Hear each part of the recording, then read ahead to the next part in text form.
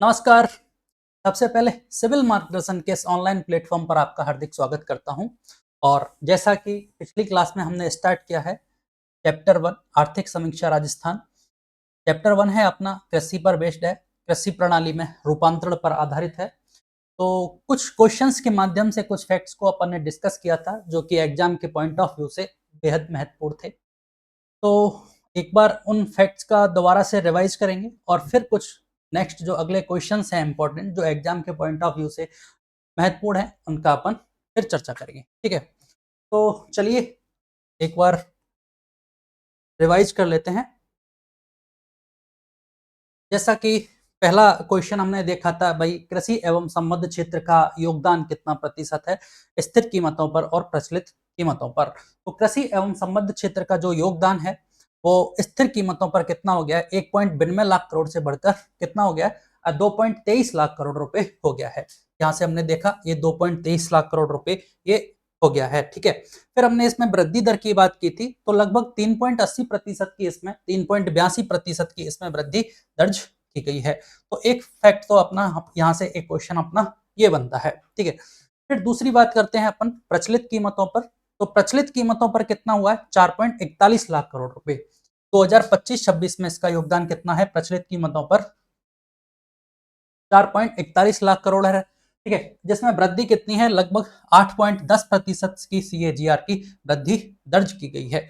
तो ये चार क्वेश्चन है, शॉर्ट में छोटे छोटे क्वेश्चंस के रूप में पूछा जाएगा तो चार, और स्टेटमेंट में 2 बार में भी पूछा जा सकता है। भाई सीधे याद रखेंगे, कृषि एवं संबद्ध क्षेत्र का स्थिर कीमतों पर योगदान 2.23 लाख करोड़ है, जिसमें कितनी आपकी 3.82% की वृद्धि दर्ज की गई है। जबकि प्रचलित कीमतों पर यह योगदान कितना है, 4.41 लाख रुपए का है, करोड़ का, और जिसमें 8.10% की वृद्धि CAGR compound annual growth rate दर्ज की गई है। ठीक है, पहली बात तो ये हमने देखा था।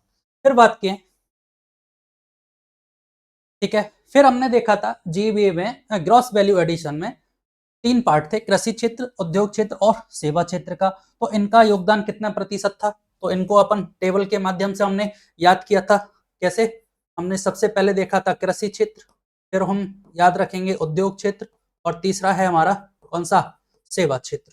ठीक है, पहले अपन बात करेंगे स्थिर कीमतों पर और फिर बात करेंगे अपन किस पे, प्रचलित कीमतों पर। ये टेबल हमें एज इट इज याद करनी होगी। ठीक है, तो स्थिर कीमतों पर योगदान कितना है कृषि क्षेत्र का, वो है आपके 25.33% है। फिर हम उद्योग क्षेत्र की बात करेंगे जो कितना है, 28.21% योगदान है। फिर सेवा क्षेत्र की जो कि कितना, 46.40%। ठीक है, इस टेबल को हमें एज इट इज याद करना है, कृषि क्षेत्र, दूसरा उद्योग क्षेत्र, और तीसरा है हमारा सेवा क्षेत्र। ठीक है, फिर बात करेंगे स्थिर कीमतों पर जो कि 25.33%, इसके बाद 28.21% और 46.46%। ठीक है, फिर बात करेंगे प्रचलित कीमतों पर। प्रचलित कीमतों पर कितना योगदान है, तो कृषि क्षेत्र का योगदान है 25.41%, सॉरी 25.74। मैंने पॉइंट के बाद क्यों लिखा है 74 एग्जैक्ट, आप समझ गए होंगे।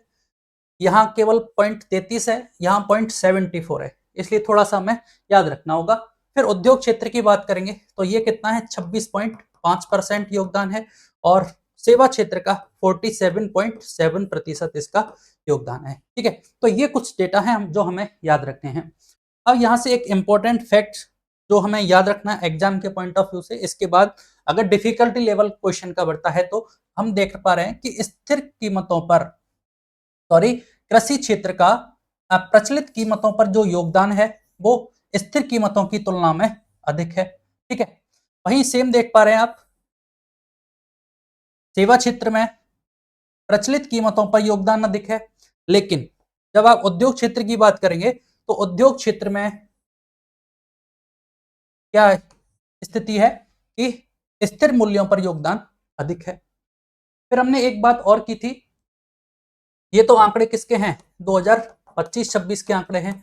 फिर हमने एक कंपैरिजन किया था कि कृषि के क्षेत्र में 2024-25 की तुलना में कमी दर्ज की गई है कृषि के क्षेत्र में। क्यों, क्योंकि इसका योगदान पहले स्थिर कीमतों पर लगभग कितना था, 27% योगदान था।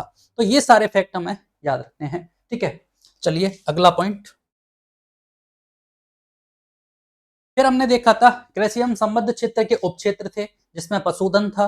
पशुधन के बाद दूसरा फसल, वानिकी और मत्स्य पालन। तो हमने देखा पशुधन का योगदान कितना है, लगभग आपके 49% है। फसल का योगदान 42% था, वानिकी का लगभग 7% था और मत्स्य पालन का 0.54% था। अब यहाँ से क्वेश्चन इतना सा भी पूछा जा सकता है कि सर्वाधिक योगदान किसका है, तो सर्वाधिक योगदान पशुधन का है। न्यूनतम योगदान किसका है, मत्स्य पालन का है। सीक्वेंस में आपसे जमाया जा सकता है पूछने के लगे, ठीक है। फिर देखा, ये हो गया। फिर हमने बात की थी कि भाई कृषि एवं संबद्ध क्षेत्र के किस उपक्षेत्र में स्थिर कीमतों पर सर्वाधिक वृद्धि दर्ज की गई थी। तो स्थिर कीमतों पर जो सर्वाधिक वृद्धि थी वो आपके पशुधन में दर्ज की गई थी। कितनी, 5.20% की, ठीक है। जो कि आपके सामने सर्वाधिक पशु क्षेत्र में 5.20, फसल में सेकंड नंबर पर है 5.01, वानिकी 2.67 और मत्स्य क्षेत्र में सबसे कम 0.87, ठीक है। फिर चलिए अगला पॉइंट।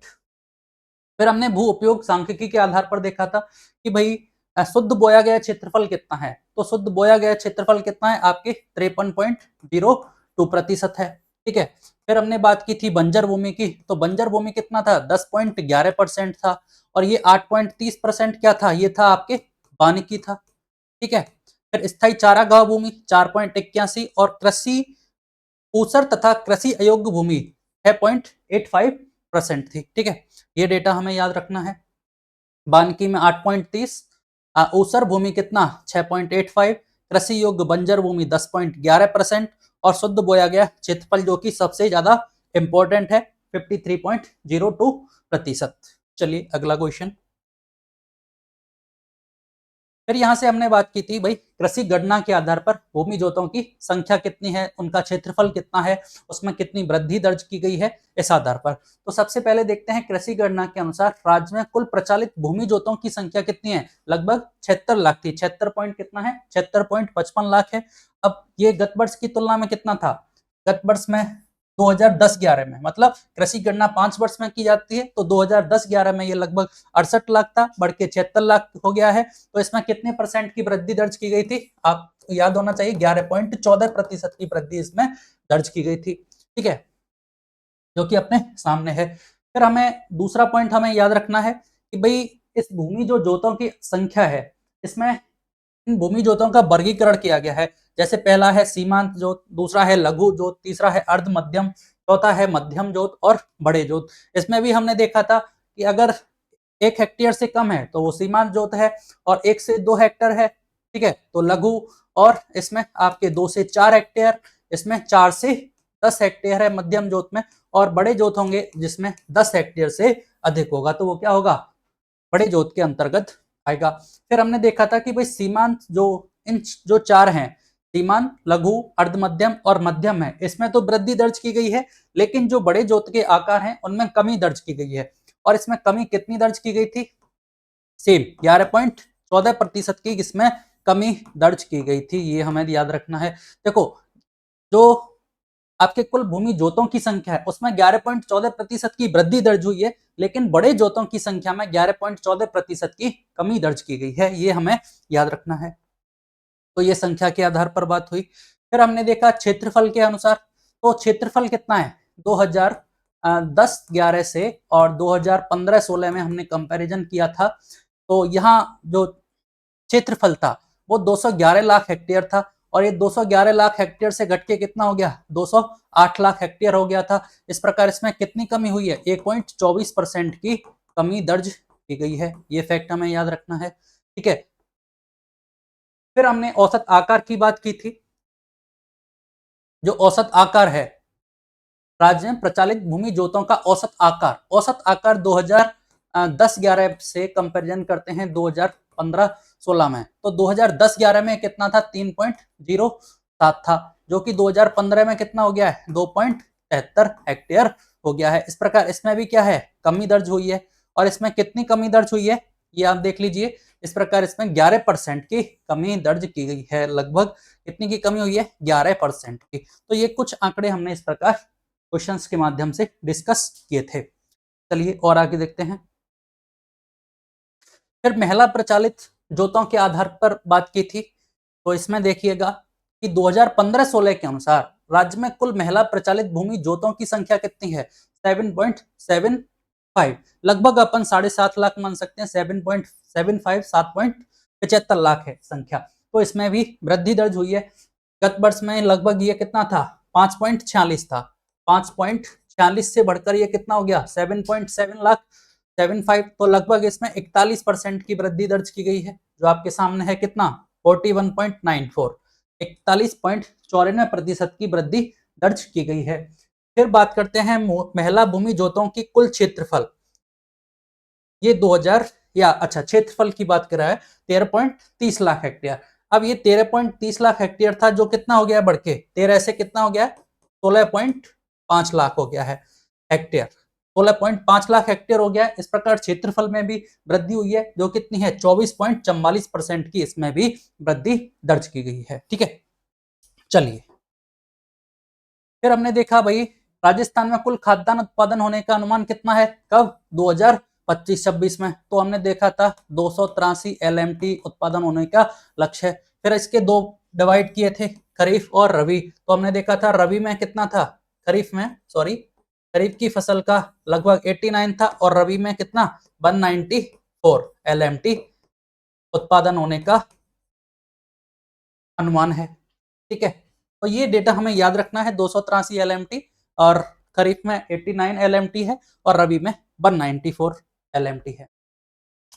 और इस प्रकार से आप देख पा रहे हैं कि कुल खाद्यान्न उत्पादन में भी क्या है, जैसे 283 लाख मैट्रिक टन है, तो इसका उत्पादन पिछले वर्ष की तुलना में भी कम है। कितना कम है? वो 21 पॉइंट, टोटल ओवरऑल की हम की बात करेंगे तो ओवरऑल है कम है 8.28% की इसमें कमी दर्ज की गई है। क्योंकि फिर अगली बात हमें यह भी याद रखनी है कि खरीफ की फसल में भी उत्पादन में कमी है, और रबी की फसल में भी उत्पादन में कमी आई है, और ओवरऑल कितनी? 8.28% की कमी दर्ज की गई है। फिर बात करिए हमने तिलहन उत्पादन। तिलहन उत्पादन लगभग कितना है? 100 लाख टन है, 100 लाख मैट्रिक टन, जो कि गत वर्ष की तुलना में 7.18% अधिक है। ठीक है, चलिए गन्ने के उत्पादन की तुलना में कितने प्रतिशत की कमी दर्ज की गई? गन्ने के उत्पादन में कमी दर्ज की गई थी लगभग 22% की। तो ये कुछ फैक्ट्स बहुत डीप के हैं, तो इनमें अपन बहुत ज्यादा नहीं जाएंगे, इतना याद रहेगा वो भी सफिशियंट है। गन्ने के उत्पादन में कमी दर्ज की गई है लगभग 22% की। अब देखो कमी कितनी कम है? 3.6 क्या है अब? अनुमानित है, और पहले कितना था? 4.6। 4.6 से कितना लाख मैट्रिक टन LMT पूरा कमी हो गई, और इस प्रकार ये कमी कितनी है? 22.33% की ये कमी दर्ज की गई है। चलिए अगला, आर्थिक समीक्षा 2025-26 के अनुसार कपास का कितना उत्पादन अनुमानित है? तो कपास का जो अनुमानित उत्पादन है वो आपके 17.94 लाख गांठे हैं। ठीक है, कपास का जो गणना की जाती है वो इसकी गांठों के रूप में की जाती है। चलिए, तो इस प्रकार हम आज का पहला क्वेश्चन देखने वाले हैं। चलिए पहले क्वेश्चन की ओर देखेंगे। क्या कहता है पहला क्वेश्चन कि आर्थिक समीक्षा 2025-26 के अनुसार उन फसलों के समूह को पहचानिए जिनके उत्पादन में राजस्थान प्रथम स्थान पर है। अभी हमने बात की थी कुल उत्पादन की कि राजस्थान में 283 लाख मैट्रिक टन उत्पादन का लक्ष्य रखा गया है। उसमें कुछ रबी की फसल होंगी, खरीफ की फसल होंगी, वो बात ठीक है, लेकिन कुछ फसलें हैं, गन्ना है, तिलहन है, मोटा अनाज है, इन सबको इसमें शामिल किया गया है। तिलहन है, दलहन है, इस प्रकार इसमें खाद्यान्न फसलें, इन सबको इसमें शामिल किया गया है। तो वो कौन कौन सी फसलें हैं जिसमें राजस्थान प्रथम स्थान पर है? अगर राजस्थान प्रथम स्थान पर है तो वो हमारे लिए एग्जाम पॉइंट ऑफ व्यू से इंपॉर्टेंट हो जाता है, हमें पता होना चाहिए। ठीक है, तो देख लेते हैं। पहली फसल है आपके सरसों। सरसों के उत्पादन में राजस्थान पहले स्थान पर है। सरसों के बाद बाजरा उत्पादन, बाजरा उत्पादन के बाद तीसरी फसल है आपकी तिलहन उत्पादन, और चौथी है आपकी कौन सी? सरसों, बाजरा, तिलहन और दलहन, और पांचवा है आपकी ग्वार उत्पादन। ये 5 फसलें हैं जिनके नाम हमें याद रखने हैं, सरसों, बाजरा, तिलहन, दलहन और ग्वार, जिनके उत्पादन में राजस्थान प्रथम स्थान पर है। ठीक है, अब जब राजस्थान प्रथम स्थान पर है तो हमें यह भी पता होना चाहिए कि भाई भारत का कुल कितना प्रतिशत राजस्थान में उत्पादन किया जा रहा है। तो सरसों का जो उत्पादन है वो राजस्थान में लगभग 43% राजस्थान में उत्पादन की जाती है। पूरे भारतवर्ष का 43% सरसों उत्पादन राजस्थान में किया जाता है। बाजरा लगभग 41.34% बाजरा उत्पादन होता है राजस्थान में देश का। तिलहन 23%, पूरे देश का 23% तिलहन राजस्थान में उत्पादन होता है। दलहन 14%, और ये दलहन नहीं है, सॉरी, यहां से थोड़ा सा मिस्टेक सुधारना होगा हमें।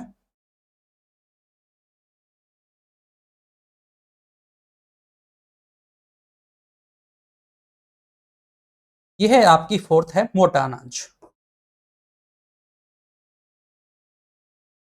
मोटा अनाज, ठीक है, ये हम याद रखेंगे, थोड़ा सा मिस्टेक हुआ। मोटा अनाज जिसका उत्पादन है लगभग 14%, और ग्वार का लगभग राजस्थान में 88.80% राजस्थान में उत्पादन किया जाता है। तो सबसे पहले फसल याद रखेंगे सरसों, बाजरा, तिलहन, मोटा अनाज और ग्वार। ये 5 फसलें हैं जिनका पूरे भारतवर्ष में राजस्थान प्रथम स्थान पर है। और सरसों का 43.43% उत्पादन, बाजरे का 41%, तिलहन का 23%, मोटा अनाज का 14% और ग्वार का 88.80% राजस्थान में उत्पादन किया जाता है। अब ये तो हम आसानी से याद रख सकते हैं, लेकिन सरसों और बाजरा का, ये दो फसल खासकर, आपको सरसों और बाजरे का जो उत्पादन है वो पूरे देश के उत्पादन का कितने प्रतिशत उत्पादन राजस्थान में होता है, ये हमें याद रखना होगा, क्योंकि ये पहले एज ए पीवाईक्यू आप मान लीजिए परीक्षा में पूछा जा चुका है कि देश के कुल उत्पादन का राजस्थान में बाजरा कितना उत्पादन होता है, क्वेश्चन ये पूछा गया था। और पूरा एग्जैक्ट डेटा ये दे रखा था 41.34%। ठीक है, तो ये 5 फसलें हैं, तो देख लीजिए आप, बाजरा, ग्वार, चना, ये गलत हो गया ऑप्शन, सरसों, बाजरा, तिलहन और ग्वार। तो ये ऑप्शन तो सही है, सरसों है, बाजरा है, तिलहन है, ग्वार है। तिलहन, मोटा अनाज, दलहन, ये गलत हो गया। सरसों, सोयाबीन गलत हो गया। और इस तरह से अपना कौन सा बी ऑप्शन हमारा राइट आंसर होगा। तो 5 ये तो फसलें हैं जिसमें राजस्थान प्रथम स्थान पर है। फिर उसके बाद हमें याद रखना होगा मूंगफली के बारे में। मूंगफली उत्पादन में राजस्थान कितना है, राजस्थान की आपके पूरे देश भर में सेकंड पोजीशन। ठीक है, अब जब सेकंड पोजीशन है राजस्थान की, तो हमें यह भी पता होना चाहिए कि भाई प्रथम स्थान पर कौन है। तो इसमें गुजरात आपके प्रथम स्थान पर है, गुजरात के बाद राजस्थान द्वितीय स्थान पर, और तृतीय स्थान पर है आपका कौन सा, मध्य प्रदेश। ठीक है, तो ये मूंगफली उत्पादन की बात हुई जिसमें राजस्थान की रैंक सेकंड रैंक है। फिर अगली 2-3 फसल और जिसमें राजस्थान तृतीय स्थान पर है, जो आपके इकोनॉमिक सर्वे में दे रखा है। कौन कौन सी फसलें हैं, जिसमें आपके दलहन है, एक तो सोयाबीन और चना, ये 3 फसलें फिर याद रखनी है। इसमें राजस्थान तृतीय स्थान पर है, और इसके राज्यों का सीक्वेंस बड़ा इंपॉर्टेंट है, वो भी हमें याद रखना होगा। क्यों इंपॉर्टेंट है, क्योंकि तीनों फसलों के लिए, दलहन, सोयाबीन और चना, तीनों के लिए ये जो सीक्वेंस है स्टेट का वो सेम है। जिसमें आपका मध्य प्रदेश प्रथम स्थान पर, मध्य प्रदेश के बाद सेकंड पोजीशन है आपके महाराष्ट्र की, और तृतीय स्थान पर है राजस्थान। ठीक है, तो अगर ये तीनों फसलों के लिए अलग अलग सीक्वेंस होता तो भी पूछने के चांसेस नहीं बनते या कम बनते, लेकिन तीनों फसलों के लिए सेम है, इसलिए ये पूछा जा सकता है कि मध्य प्रदेश, महाराष्ट्र और राजस्थान। मूंगफली के लिए सेकंड पोजीशन है राजस्थान की, तो गुजरात इसमें फर्स्ट है, गुजरात, राजस्थान और मध्य प्रदेश। बाकी आप इन 5 फसल सरसों, बाजरा, तिलहन, मोटा अनाज और ग्वार, इनके उत्पादन में राजस्थान प्रथम स्थान पर है। सेकंड और थर्ड जो स्टेट हैं उसकी वो अलग अलग हैं, इसलिए ज्यादा इंपॉर्टेंट है नहीं, क्योंकि हमारा स्टेट खुद प्रथम स्थान पर है, वो प्रायोरिटी ज्यादा रहेगी। तो इस बात की प्रायोरिटी ज्यादा बन जाती है पूछने की कि इनका राजस्थान में कितना प्रतिशत उत्पादन होता है। तो हमने देखा सरसों का 43.43%, बाजरा का 41.34% राजस्थान में उत्पादन किया जाता है। चलिए अगला क्वेश्चन देखते हैं। ये टेबल जिसमें आपके सामने दे रखा है राई, सरसों, बाजरा, तिलहन, मोटा अनाज और ग्वार, जिसमें राजस्थान प्रथम स्थान पर है, मूंगफली में गुजरात, और चना, दलहन और सोयाबीन जिसमें मध्य प्रदेश प्रथम स्थान, महाराष्ट्र द्वितीय स्थान और अपना राजस्थान तृतीय स्थान। सरसों के उत्पादन में राजस्थान 43% और बाजरा उत्पादन में 41%। ये आपके रिव्यू में, इकोनॉमिक रिव्यू में दे रखा है। चलिएगा, अगला क्वेश्चन है आर्थिक समीक्षा 2025-26 के अनुसार वर्ष 2023-24 में राजस्थान में देश के कुल उत्पादन का कितने प्रतिशत बाजरा उत्पादन होता है। तो हमें पता होना चाहिए। अब देखो ये आंकड़ा इकोनॉमिक रिव्यू कौन सा है, 25-26 है, और ये आंकड़े कब के हैं, 2023-24 के ये आंकड़े हैं, संशोधित होके ये इस बार दिए जाते हैं। तो हमें पता है कितना प्रतिशत बाजरा, 41.34% बाजरा उत्पादन किया जाता है। वहीं सरसों कितना, 43.43% सरसों उत्पादन किया जाता है। तो अपना कौन सा 41.34%, सी ऑप्शन राइट आंसर हो जाएगा। ग्वार हमें पता है 88.80% ग्वार भारत का राजस्थान में उत्पादन किया जाता है। चलिएगा, नेक्स्ट क्वेश्चन है, अगला स्कीम सरकार द्वारा संचालित है कि मुख्यमंत्री बीज स्वावलंबन योजना के संदर्भ में कौन सा कथन सत्य है। तो मुख्यमंत्री जैसा कि स्कीम का नाम है मुख्यमंत्री बीज स्वावलंबन योजना, तो सरकार क्या चाहती है, बीजों की गुणवत्ता में सुधार करना चाहती है, ठीक है, इसलिए ये स्कीम चला रखी है। तो ये योजना, पहला स्टेटमेंट है, यह योजना 2017 में प्रारंभ हुई, बिल्कुल सही बात है। मुख्यमंत्री बीज स्वावलंबन योजना 2017 में सरकार के द्वारा प्रारंभ की गई थी। इस योजना के अंतर्गत गेहूं, जौ, चना, ज्वार, सोयाबीन, मूंग, मोठ, उड़द की 10 वर्षों की उन्नत किस्मों का बीज उत्पादन किया जाता है। दूसरी, बीजों के उत्पादन में बढ़ावा देना, उनकी गुणवत्ता में सुधार करने हेतु इन 10 फसल हैं ये, गेहूं, जौ, चना, ज्वार, सोयाबीन, मूंग, मोठ और उड़द, इनकी 10 वर्षों की जो उन्नत किस्में हैं उनके बीज उत्पादन किए जाते हैं। ये भी बात सही है। तीसरा स्टेटमेंट दिया, यह वर्तमान में 5 कृषि जलवायु क्षेत्रों में लागू है, ये स्टेटमेंट गलत है। क्यों गलत है, क्योंकि ये योजना 2017 में प्रारंभ हुई थी और आपके 3 जिलों में से इसको प्रारंभ किया था, आपके कोटा, भीलवाड़ा और उदयपुर। ये 3 डिस्ट्रिक्ट थे जिसमें इस योजना को प्रारंभ किया गया था, मतलब 3 जलवायु क्षेत्र कह सकते हैं, कोटा, भीलवाड़ा और उदयपुर।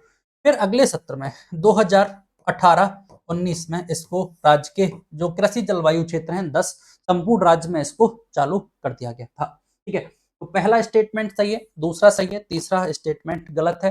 कौन सा कथन सत्य है ये पूछा है, तो सी ऑप्शन अपना राइट आंसर हो जाएगा, ठीक है। चलिएगा, तो यहां से देख लीजिए प्रारंभ क्या है, 2017-18 में योजना प्रारंभ हुई, किसानों के स्वयं के खेत पर गुणवत्तापूर्ण उन्नत बीज उत्पादन को प्रोत्साहित करना है। पायलट प्रोजेक्ट के रूप में कोटा, भीलवाड़ा और उदयपुर में प्रारंभ किया गया था। थोड़ी बात पुरानी हो चुकी है, 2018-19 से पूरे राज्य में इसका विस्तार किया गया था। प्रमुख प्रावधान, फसल का चयन करना है, खरीफ में ज्वार, सोयाबीन, मूंगफली, मूंग, मोठ, उड़द और रबी में गेहूं, जौ और चना। केवल 10 वर्ष से कम अवधि की अधिसूचित किस्में को इसमें सम्मिलित किया गया है। तो याद रखना है, मतलब मेंस के एग्जाम पॉइंट ऑफ व्यू से ये क्वेश्चन थोड़ा सा ज्यादा इंपॉर्टेंट हो जाता है। क्यों, क्योंकि वहां हमसे पूछा जाता है कि किसानों की आय को बढ़ाने के लिए, किसानों की आय को बढ़ाने के लिए कौन कौन सी योजनाएं सरकार के द्वारा संचालित की गई है। तो हम वहां पर लिखेंगे कि भाई पहली एक स्कीम जिसमें से एक है मुख्यमंत्री बीज स्वावलंबन योजना। चलिएगा, अगला क्वेश्चन है, गोवर्धन जैविक उर्वरक योजना के तहत पशु अवशिष्ट का उपयोग करके जैविक खाद के उत्पादन हेतु प्रति किसान कितने रुपए की वित्तीय सहायता प्रदान की जा रही है। किसानों के हित के लिए सरकार की एक और स्कीम जो कि आपके सामने है, इसका नाम है गोवर्धन जैविक उर्वरक योजना। नाम से स्कीम को समझना होगा, प्रयास करना होगा कि नाम से ही हमारे समझ में आ जाए। स्कीम का नाम है गोवर्धन जैविक उर्वरक योजना। इसका पर्पज क्या है, नाम से क्लियर है कि सरकार क्या चाहती है, जैविक उर्वरक को बढ़ावा देना चाहती है। जो रासायनिक उर्वरक अपन यूज में लेते हैं वो कम से कम यूज में आए, ठीक है। अब जब जैविक उर्वरक की बात की गई है तो किसका उपयोग करना है, हमें पशु अवशिष्ट का उपयोग करना है, मतलब रॉ मेटेरियल क्या है, पशु अवशिष्ट है। फिर इससे क्या करना है, जैविक खाद का उत्पादन बढ़ाना है। तो बस पूछा क्या है कि प्रति किसान कितने रुपए की इसके लिए वित्तीय सहायता प्रदान की जा रही है। तो हमें याद रखना है 10,000 रुपए की वित्तीय सहायता सरकार के द्वारा इसके लिए प्रदान की जाती है। बाकी स्कीम के नाम से क्लियर है कि भाई गोवर्धन जैविक उर्वरक योजना है, पशु अवशिष्ट का उपयोग करना है, जैविक खाद को बढ़ावा देना है, सरकार 10,000 रुपए इसके लिए दे देगी, ठीक है। तो ए ऑप्शन अपना राइट आंसर होगा, 10,000 रुपए। चलिएगा, देखते हैं, योजना का नाम है गोवर्धन जैविक उर्वरक योजना। उद्देश्य आपके सामने है, रासायनिक उर्वरकों का उपयोग कम करना, किसानों को जैविक उर्वरक, जैविक खाद, नैनो उर्वरक के उपयोग के लिए प्रोत्साहित करना है। लाभार्थी का चयन, प्रत्येक ब्लॉक में 50 किसानों का चयन किया जाएगा। इंपॉर्टेंट बात है कि भाई एक ब्लॉक से कितने किसानों का चयन किया जाएगा, तो एक ब्लॉक से इस तरह से 50 किसानों का इसमें चयन किया जाएगा।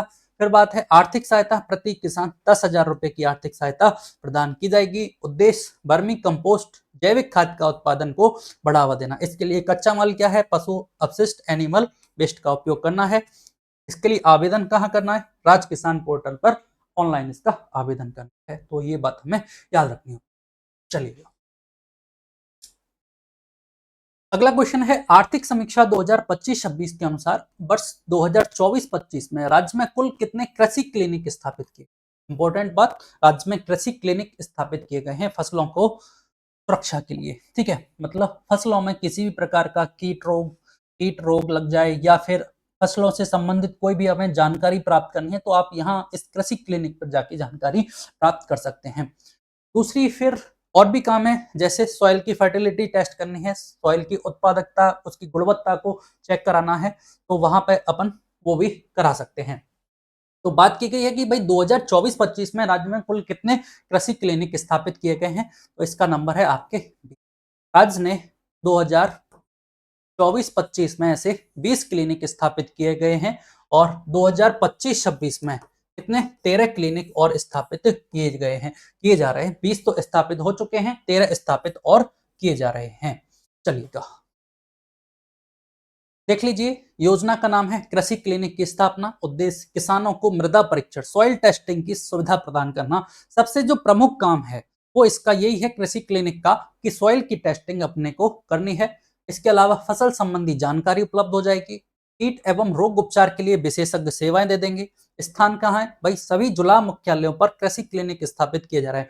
अगर पूछा जाए कहाँ स्थापित किए गए हैं, तो ये जिला मुख्यालय पर स्थापित किए गए हैं। 2024-25 की उपलब्धि देखिए, 20 कृषि क्लिनिक स्थापित किए गए हैं। 2025-26 में 13 अतिरिक्त कृषि क्लिनिक स्थापना की प्रक्रिया चल रही है। ठीक है, चलिए असम्मिलित युग्म की पहचान करनी है, जिसमें हमारे सामने दे रखा है सहकारी समितियां, केंद्रीय सहकारी बैंक, प्राथमिक भूमि विकास बैंक, उपभोक्ता थोक दुकान है।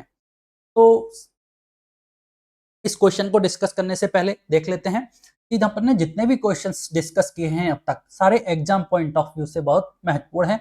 कोई ना कोई फैक्ट कभी भी किसी भी रूप में पूछा जा सकता है। अगर स्टेटमेंट में दिया जाएगा तो थोड़ा सा लेवल क्वेश्चन का अप हो जाएगा, जो कि हमने क्वेश्चंस का पहले ही काफी डिफिकल्टी लेवल लेके चल रहे हैं। अगर डायरेक्ट कोई फैक्ट पूछा जाएगा सिंगल पॉइंट ऑफ व्यू से, तो वो तो हमारे लिए बताना आसान होगा। ठीक है, अब देखिए, जैसे सरकार ने किसानों के हित के लिए गोवर्धन जैविक उर्वरक योजना चलाई, बीजों की गुणवत्ता में सुधार करने के लिए मुख्यमंत्री बीज स्वावलंबन योजना चलाई, मिट्टी की टेस्टिंग के लिए कृषि क्लिनिक स्थापित किए। तो इसी क्रम में सरकार और किसानों की आर्थिक सहायता प्रदान करने के लिए क्या कर रही है, तो इसके लिए सबके लिए पैसा चाहिए। किसानों को पैसा कहाँ से मिलेगा, इसलिए ये सहकारी समितियां, केंद्रीय सहकारी बैंक, प्राथमिक भूमि विकास बैंक, उपभोक्ता थोक दुकानें स्थापित की गई हैं। ठीक है, जिससे किसानों को समय पर क्या मिल जाए, ऋण मिल जाए आसानी से। ठीक है, तो हमें बताना होगा कि भाई राज्य में सहकारी समितियों की स्थापना कितनी है, राज्य में सहकारी समितियों की कितनी संख्या है, तो हमें पता होना चाहिए 42,858। इकोनॉमिक रिव्यू 2025-26 के अनुसार राज्य में सहकारी समितियों की संख्या कितनी है, लगभग 42,858 है। एग्जैक्ट नंबर 42,000 कितना 858 है, और हम मोटा मोटा याद रख सकते हैं कि लगभग 42,000 है। फिर है केंद्रीय सहकारी बैंक। तो केंद्रीय सहकारी बैंक की संख्या कितनी है, ये 29 है। केंद्रीय सहकारी बैंक 29 है, ये अल्पकालिक ऋण प्रदान करते हैं किसानों के लिए। ठीक है, फसल के समय बार बार किसानों को ऋण की आवश्यकता होती है, तो उसकी पूर्ति के लिए केंद्रीय सहकारी बैंक, जो कि राज्य में 29 है, उनके द्वारा ऋण प्रदान किया जाता है। अगला है प्राथमिक भूमि विकास बैंक। तो राज्य में भूमि विकास बैंक 41 नहीं है, ये गलत है। राज्य में प्राथमिक भूमि विकास बैंकों की संख्या 36 है। 36 है, और ये क्या करते हैं, दीर्घकालिक ऋण प्रदान करते हैं। ठीक है, दीर्घकालिक ऋण प्रदान करते हैं, और इनकी संख्या कितनी है, 36 है। उपभोक्ता थोक दुकानें 38 हैं, तो इस प्रकार अपना सी ऑप्शन राइट आंसर होगा, जो कि असुमेलित है। मुख्य रूप से जो हमें याद रखना है वो सहकारी समितियों की संख्या याद रखनी है, 42,858 है। प्राथमिक भूमि विकास बैंक कितनी है आपके, 36 है, और केंद्रीय सहकारी बैंकों की संख्या 29 है। ये 3 फैक्ट तो आपको याद होना ही, ठीक है, 1, 2 और 3। ठीक है, सी ऑप्शन इस तरह से असुमेलित है, तो सी ऑप्शन अपना राइट आंसर हो जाएगा।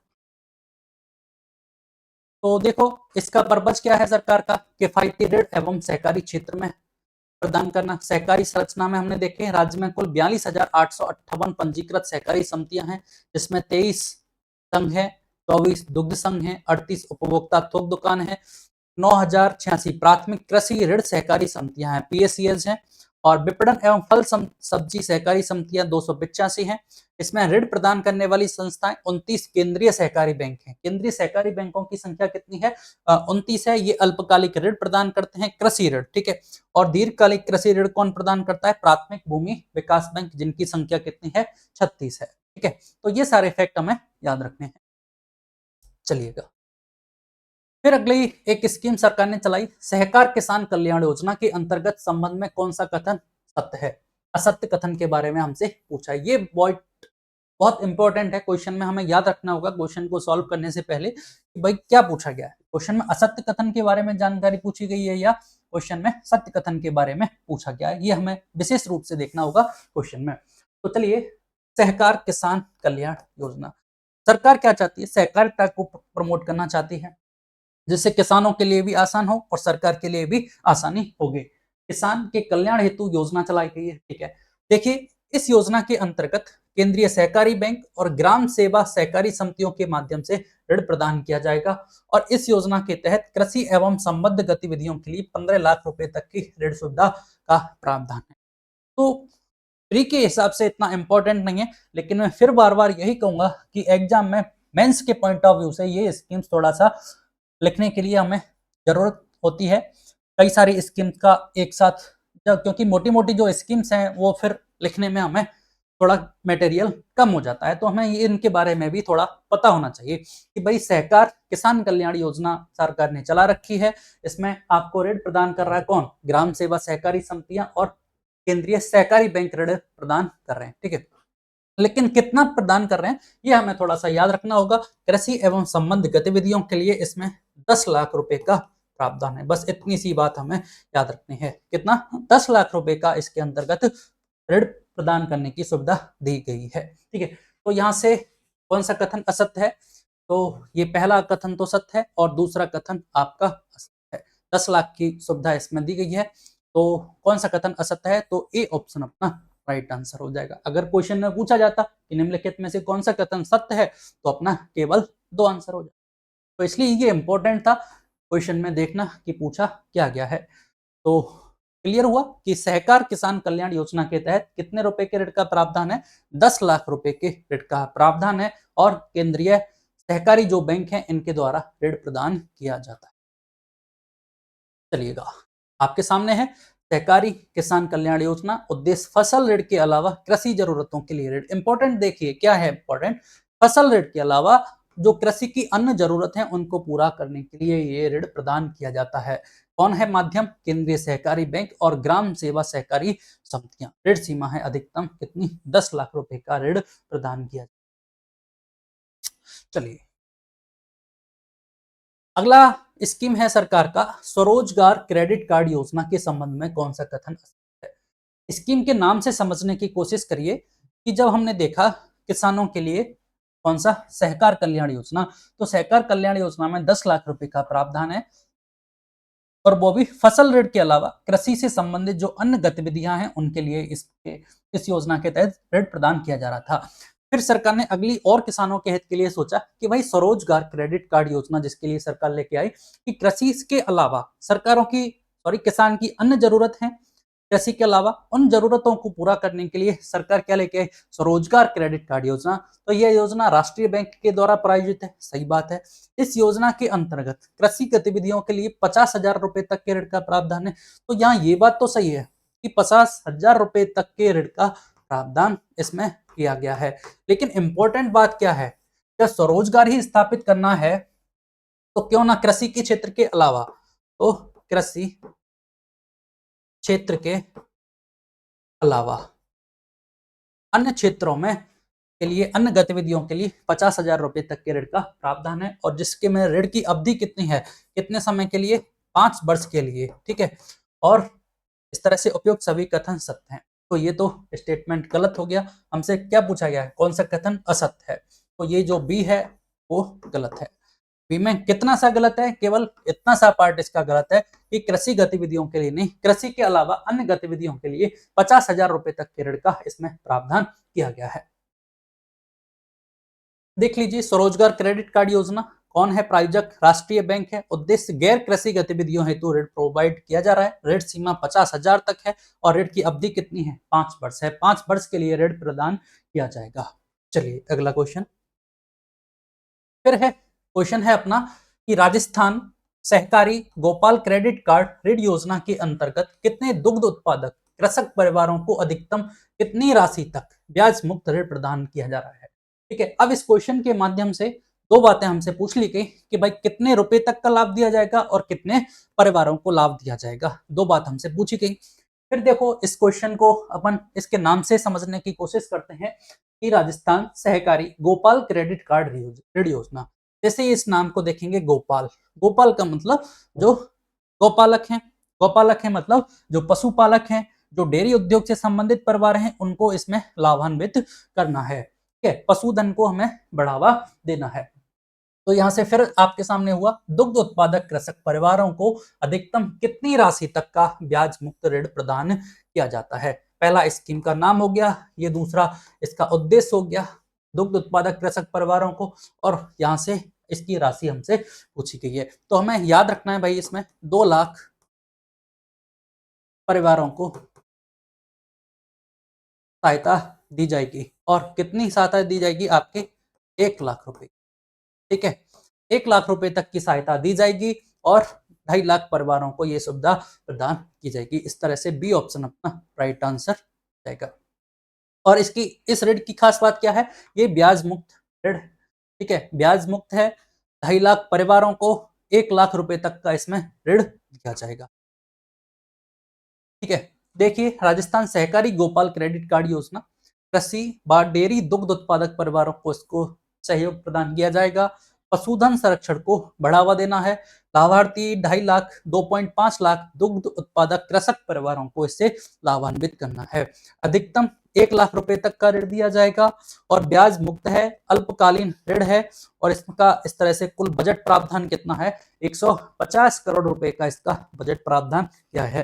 तो यहाँ से हमसे क्वेश्चन ये भी पूछा जा सकता है कि भाई गोपाल क्रेडिट कार्ड ऋण योजना के तहत कितने रुपए का बजट एलोकेट किया गया है।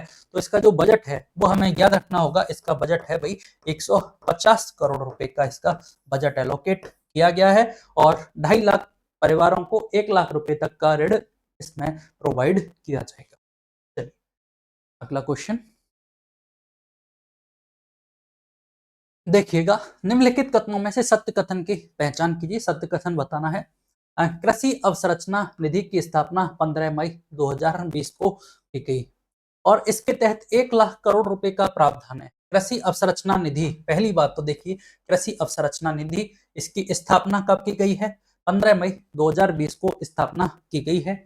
और इसके तहत कितना, 1 लाख करोड़ रुपए का प्रावधान है। राज्य में सहकारिता विभाग को नोडल विभाग नियुक्त किया गया है और इसके अंतर्गत सभी ऋणों पर 2 करोड़ की सीमा तक प्रतिवर्ष 3% ब्याज अनुदान दिए होगा।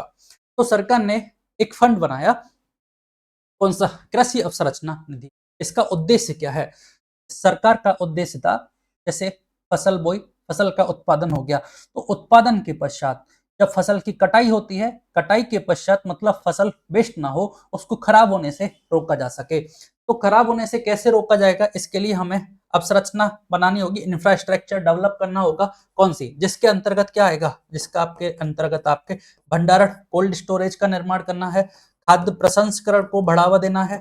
ठीक है, इसके अलावा हमें इसकी मार्केटिंग विपणन पर ध्यान देना है।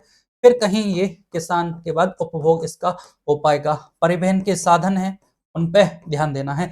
तो इन सब चीजों पे इसके लिए ये कौन सी कृषि अवसंरचना निधि का निर्माण किया गया। ये कितना है, कब चालू किया गया, 15 मई, ये याद रखना है 15 मई 2020 को प्रारंभ किया गया, ठीक है, 15 मई 2020 को। और कितनी राशि का ये फंड है, ये 1 लाख करोड़ रुपए का फंड है, ठीक है। राशि हमें याद रखनी होगी, कृषि अवसंरचना निधि कितने का है, 1 लाख करोड़ रुपए का ये फंड है। इसमें क्या प्रावधान किया गया भैया, 2 करोड़ रुपए की सीमा तक प्रति वर्ष 3% ब्याज अनुदान दे है। 2 करोड़ रुपए तक की ऋण सीमा तक 3% ब्याज अनुदान इसमें दे है, ये बात हमें ध्यान रखनी है, ये भी सही है। फिर हमने एक स्टेटमेंट राज्य स्तर के तौर पर देखा कि राज्य में सहकारिता विभाग को नोडल विभाग नियुक्त किया गया है, तो ये भी इसका स्टेटमेंट सही है कि राज्य में सहकारिता जो विभाग है उसको इसका नोडल विभाग नियुक्त किया गया है, ठीक है। तो इस तरह से ये 4 स्टेटमेंट है, चारों की चारों सही है। क्वेश्चन डायरेक्ट पूछा जा सकता है, कृषि अवसंरचना निधि कब प्रारंभ की गई, 15 मई 2020 से, 15/5/2020 से प्रारंभ की गई। क्या प्रावधान है, 1 लाख करोड़ रुपए तक का इसमें ऋण प्रावधान है, और इसमें क्या है, 2 करोड़ तक की सीमा तक प्रतिवर्ष 3% ब्याज अनुदान दिया जा रहा है। राज्य में सहकारिता विभाग को इसका नोडल विभाग नियुक्त किया गया है। तो इस तरह से डी ऑप्शन, उपयुक्त सभी कथन हमारे सत्य हैं, डी ऑप्शन अपना राइट आंसर हो। चलिए अगला देख लीजिए, कृषि अवसंरचना निधि घोषणा 15 मई 2020, केंद्रीय वित्त मंत्री, कुल फंड है 1 लाख करोड़ का, मुख्य लाभ ब्याज अनुदान कितना है, 3% प्रति वर्ष है। ऋण सीमा कितनी, अधिकतम 2 करोड़ रुपए तक का ऋण है, और खेत के द्वार पर कृषि अवसंरचना का विकास हो जाए। सरकार चाहती है खेत के द्वार पर ही कृषि अवसंरचना का विकास हो जाए, भंडारण प्रसंस्करण आदि सुविधाओं का हमें निर्माण करना है, कोल्ड स्टोरेज का निर्माण करना है, और खाद्य प्रसंस्करण को बढ़ावा देना है। चलिएगा, तो अगला क्वेश्चन है कि आर्थिक समीक्षा 2025-26 के अनुसार दलहन में आत्मनिर्भरता मिशन की अवधि क्या निर्धारित की गई है। तो सरकार के द्वारा एक नया प्रयास किया गया है दलहन के क्षेत्र में आत्मनिर्भरता लाने के लिए, दलहन आत्मनिर्भरता मिशन, ये सरकार के द्वारा हाल ही में स्टार्ट किया गया है। तो हमसे क्वेश्चन में पूछा गया है कि भाई इसकी अवधि क्या है, तो हमें इसकी अवधि बतानी होगी, 2025-26 से प्रारंभ होके, और ये कब तक, 2030-31 के लिए इसका प्रावधान है, इस अवधि के लिए, ठीक है। ये इसकी अवधि है, 2025-26 से 2030-31 तक ये मिशन लागू रहेगा, दलहन में आत्मनिर्भरता मिशन, ठीक है।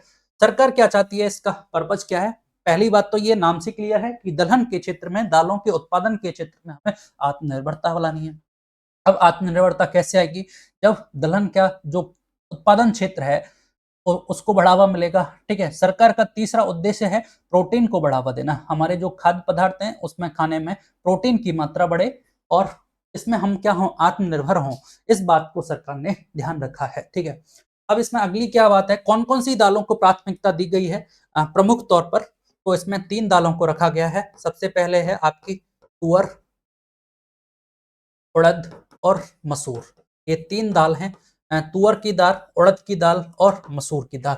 इसकी इन 3 दालों पर मुख्य फोकस रखा गया है सरकार का, तुअर, उड़द और मसूर। इसकी 100% जो खरीद है वो सरकार के द्वारा सुनिश्चित की जाएगी।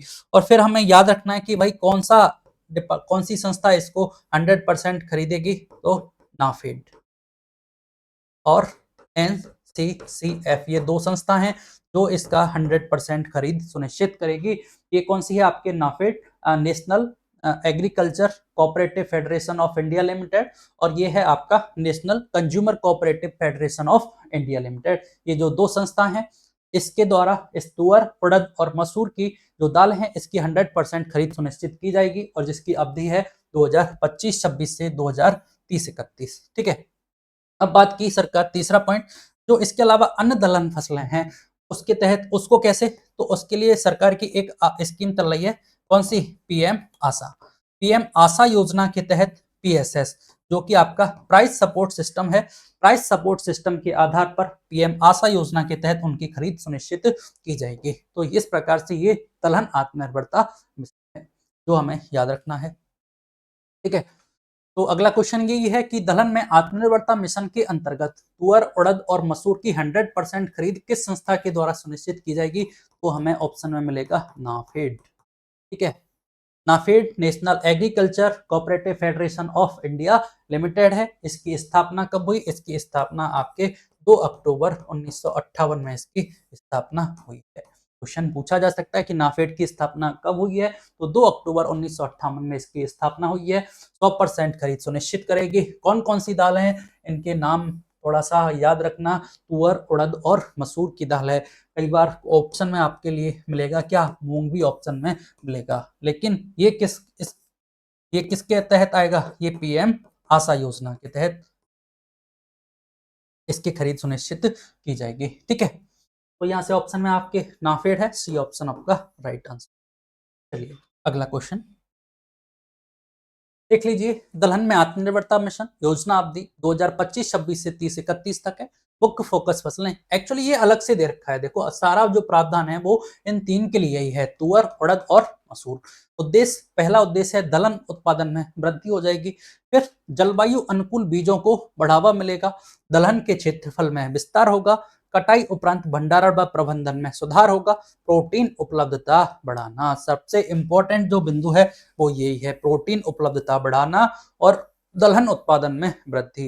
ये सारे काम है इस चीज के लिए किए जा रहे हैं। अंतिम जो लक्ष्य है सरकार का वो यही है कि हमारे भोजन में प्रोटीन उपलब्ध हो, सरकार ये चाहती है। खरीद व्यवस्था की गई। एनसीसीएफ और नाफेड द्वारा तुअर, उड़द और मसूर की 100% खरीद सुनिश्चित की जाएगी और पीएम आशा प्राइस सपोर्ट सिस्टम के तहत अन्य दलहनों की खरीद सुनिश्चित की जाएगी। ठीक है, तो ये हमें याद रखना है। चलिएगा अगला क्वेश्चन। राष्ट्रीय प्राकृतिक खेती मिशन के संदर्भ में कौन सा कथन सत्य?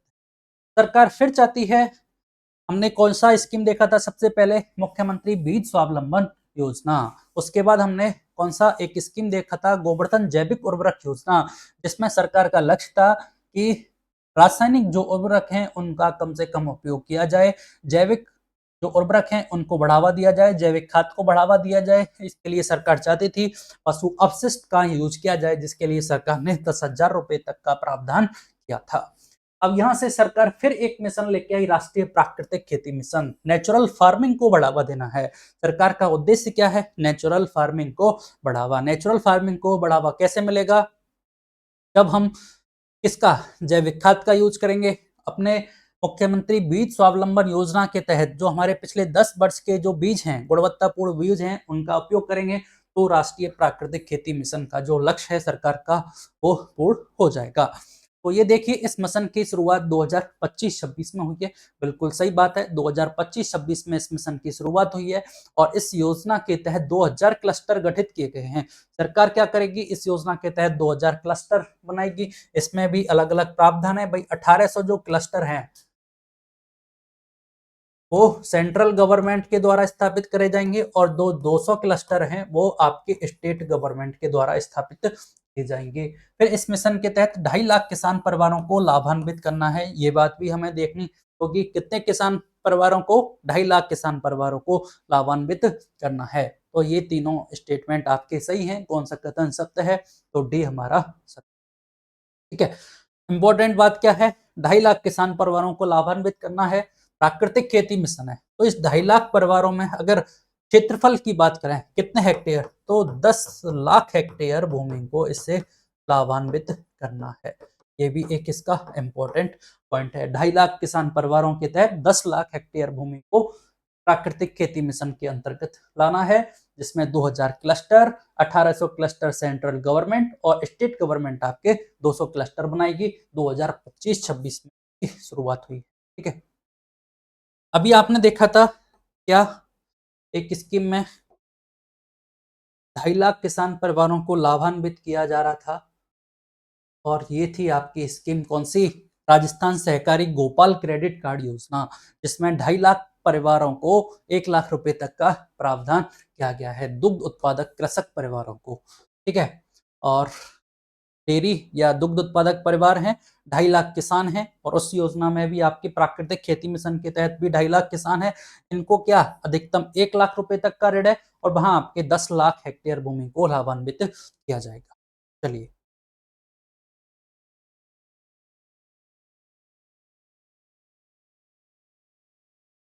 ठीक है, तो राष्ट्रीय प्राकृतिक खेती मिशन डायरेक्ट क्वेश्चन पूछा जा सकता है मेंस के पॉइंट ऑफ व्यू से बात करें तो, कि राष्ट्रीय प्राकृतिक खेती मिशन के बारे में बताइए। तो पहला पॉइंट हमारा यही होगा कि यह एक केंद्र प्रायोजित योजना है जो 2025-26 में प्रारंभ की गई है। इस योजना का उद्देश्य क्या है? इस राज्य में प्राकृतिक खेती को बढ़ावा देना है और इस योजना के तहत 2000 क्लस्टर विकसित किए जाएंगे, जिसमें से 1800 क्लस्टर सेंट्रल गवर्नमेंट के द्वारा और 200 क्लस्टर राज्य सरकार के द्वारा विकसित किए जाएंगे। ठीक है, फिर इसका कवरेज है, इस योजना के तहत 2.5 लाख किसान परिवारों को लाभान्वित किया जाएगा, जिसके तहत 10 लाख हेक्टेयर क्षेत्र आच्छादित होगा। ठीक है, तो ये सारे पॉइंट अपन इसमें, जैसे 5 मार्क्स में ये क्वेश्चन पूछा जाता है तो अपन ये सारे पॉइंट्स लिख सकते हैं।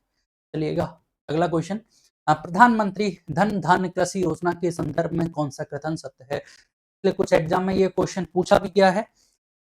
देखिए, यह योजना 11 अक्टूबर 2025 को लागू हुई, सही बात है। प्रधानमंत्री धन धान्य योजना कब प्रारंभ की गई? 11 अक्टूबर 2025। नई योजना है तो डेट भी पूछी जा सकती है। प्रधानमंत्री धन धान्य योजना कब चालू हुई? तो 11 अक्टूबर 2025 को। कब? 11 अक्टूबर 2025 को ये योजना प्रारंभ की गई है। जो भी योजना 2025 में प्रारंभ हुई है उनकी सभी की डेटें हमें याद रखनी है, जिनमें से एक है प्रधानमंत्री धन धान्य योजना। इस योजना के तहत 11 मंत्रालयों एवं विभागों की प्रमुख योजनाओं को एकीकृत किया गया है। एक्चुअली इस योजना में क्या किया गया है, विभिन्न विभागों के द्वारा जो अलग अलग योजनाएं चलाई जा रही हैं उन सबको एकीकृत करके एक प्लेटफॉर्म पर लाके एक साथ बना दिया गया।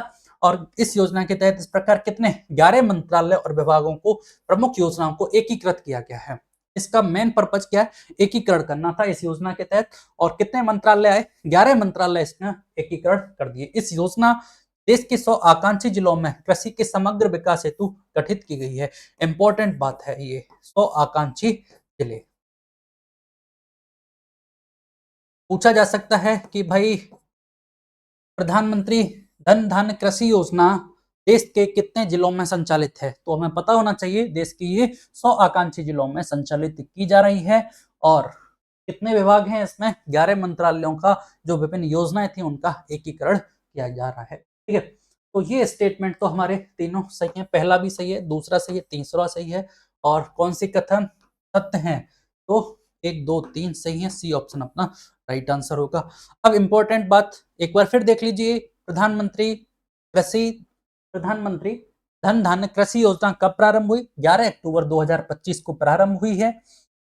फिर 11 मंत्रालयों को एकीकरण इसमें किया गया है। कितने जिलों में संचालित की जा रही है? भाई देश के 100 आकांक्षी जिलों में ये योजना संचालित की जा रही है। फिर अगली इंपॉर्टेंट बात क्या है, हमें राजस्थान के संदर्भ में भी देखना होगा कि भाई राजस्थान के कितने जिले इससे लाभान्वित किए जा रहे हैं। तो राजस्थान के इस योजना के तहत 8 जिले, तो आकांक्षी जिलों में हमारे कितने 8 जिले राजस्थान के सम्मिलित किए जा रहे हैं। जब 8 जिले सम्मिलित किए जा रहे हैं तो हमें पता होना चाहिए कि 8 जिले कौन कौन से हैं, जिसमें आपका पहला है जैसलमेर, बीकानेर, जैसलमेर, बाड़मेर, जालौर। ठीक है, जालौर, पाली, जोधपुर, ठीक है, चूरू और नागौर। ये 8 जिले हैं। इन 8 जिलों में ये योजना संचालित की जा रही है। सीक्वेंस से याद रखेंगे, बीकानेर से नीचे जैसलमेर, बाड़मेर, जालौर, पाली, जोधपुर, नागौर और चूरू। ठीक है, तो इस प्रकार ये 8 जिलों में ये योजना संचालित। देख लीजिए, प्रधानमंत्री कृषि धन धान्य कृषि योजना 2025-26 भारत सरकार द्वारा संचालित, अवधि है कितनी? 6 वर्ष। तो ये एक फैक्ट इंपॉर्टेंट और हो गया हमारी कि भाई प्रधानमंत्री धन धान्य कृषि योजना की समय अवधि क्या है, तो हमें पता होना चाहिए कि कितनी है। 6 वर्ष की अवधि के लिए ये चलाई गई है। उद्देश्य क्या है? कृषि उत्पादकता, विविधता, आय और सततता को बढ़ावा देना है। सिंचाई, ऋण, भंडारण जैसी समस्याओं का समाधान करना है। विशेषता क्या है? 11 मंत्रालय विभागों की योजनाओं का एकीकरण, कवरेज देश के 100 आकांक्षी जिले और राजस्थान के बाड़मेर, जैसलमेर, पाली, नागौर, जोधपुर, बीकानेर, चूरू और जालौर। ये इस तरह से 8 जिले राजस्थान के लाभान्वित किए जा रहे हैं। ठीक है, चलिएगा अगला क्वेश्चन आपके सामने है, प्रधानमंत्री धन धान्य योजना राजस्थान के कितने जिलों में संचालित की जा रही है? ये इंपॉर्टेंट क्वेश्चन है। हालांकि जितने भी क्वेश्चंस डिस्कस किए हैं सारे के सारे इंपॉर्टेंट हैं। कभी कोई सा भी फैक्ट कभी भी आपसे एग्जाम में पूछा जा सकता है। तो हमने देखा भाई राजस्थान के तो 8 जिले इससे लाभान्वित किए जा रहे हैं और नाम हम देख चुके हैं। इस प्रकार बी ऑप्शन हमारा राइट आंसर हो। ठीक है, देखिएगा। तो आज की क्लास हम यहाँ समाप्त करते हैं। लगभग 15 क्वेश्चंस डिस्कस किए हैं, लेकिन 15 क्वेश्चंस के माध्यम से बहुत बड़े नंबर के एक फैक्ट्स हैं वो हम डिस्कस कर चुके हैं, जो कि लगभग 30 क्वेश्चंस आप मान सकते हैं, 30 से 40 क्वेश्चन। और लगभग की बात करेंगे तो 15 स्कीम्स के बारे में ही अपन चर्चा कर चुके हैं। ठीक है, तो आज की क्लास समाप्त करेंगे। धन्यवाद।